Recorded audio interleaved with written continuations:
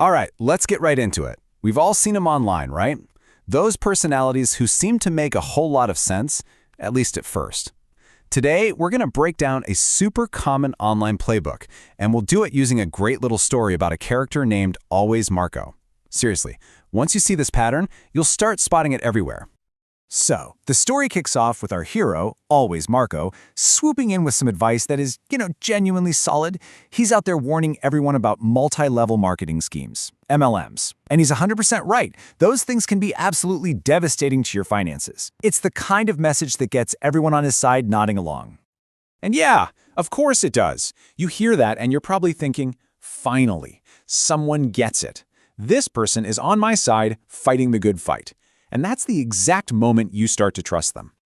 That feeling of trust, that is precisely the point. This is the first and maybe the most critical part of this entire playbook. It's called the hook. It's all about building that initial credibility by starting with something that's undeniably true or super popular. And man, this strategy is incredibly effective. The guru starts with a common enemy, something everyone can agree is bad, like a scam. From there, they build up this loyal audience who sees them as a totally trustworthy guide. And then, kind of subtly, they create this us versus them world, where they are the one true source of truth, and everyone else, well, they're part of the problem. So you're on board, you're a follower, you're sharing their posts, and then, right when you're feeling totally comfortable, the message starts to, well, it starts to change. And this, my friends, leads us to the second act of the playbook, the alarming spiral. This is where that foundation of trust you gave them is used as a launch pad for ideas that are, let's just say, they're way out there. And bam, there it is, a total record scratch moment. The advice just swerves from, hey, don't get scammed by MLMs, straight into these baseless, harmful, and frankly, just bizarre conspiracy theories. It's a pivot that's designed to give you whiplash.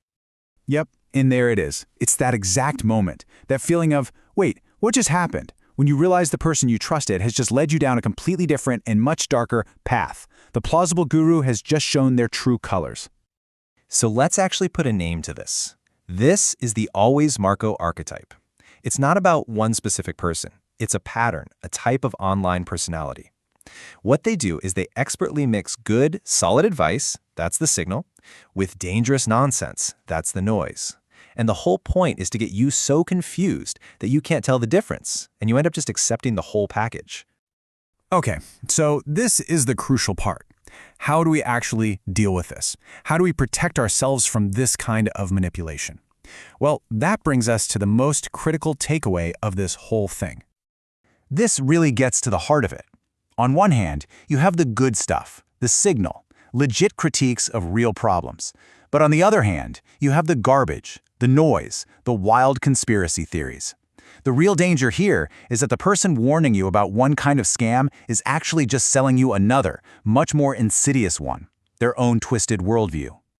The lesson from our little story couldn't be any clearer. Just because somebody gets one thing right, even if it's a really important thing, that does not make them an expert on everything else. You just can't let one point of agreement become a blank check for all your trust. So, here's your own personal playbook to defend against this. It's really simple. First, it is totally okay to take the good advice. If someone says MLMs are bad, hey, they're right. 2, you have to learn to identify and just throw out the garbage that comes along with it. And most importantly, number 3, never ever let that one good point trick you into validating everything else they say. You've got to be a critical consumer of information. And that all brings us to the final and most important question. This isn't just some silly story, it's a real reflection of our online world. So I want you to take a second and really think about it. Who is the AlwaysMarco in your social media feed? Because just identifying them, that's the first step to taking back control of your own worldview.